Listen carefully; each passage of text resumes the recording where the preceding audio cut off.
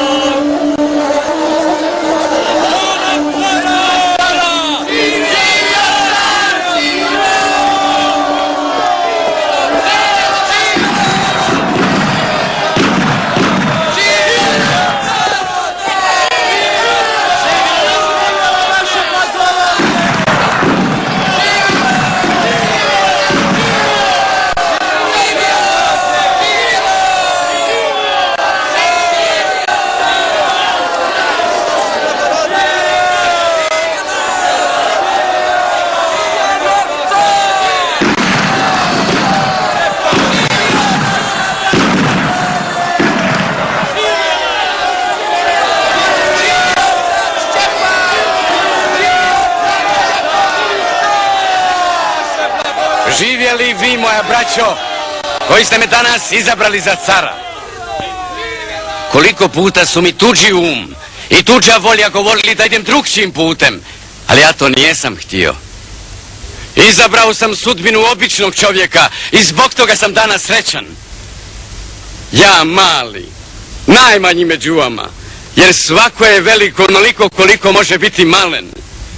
Tako me uči narodna mudrost. I ja sam evo prekriven svilom, draguljima, a većina od vas nema ni ono što je najosnovnije. Uzmite ovo, Tanoviću. Odakle ovo? Odakle ovo? Od vaše muke i ono pripada vama.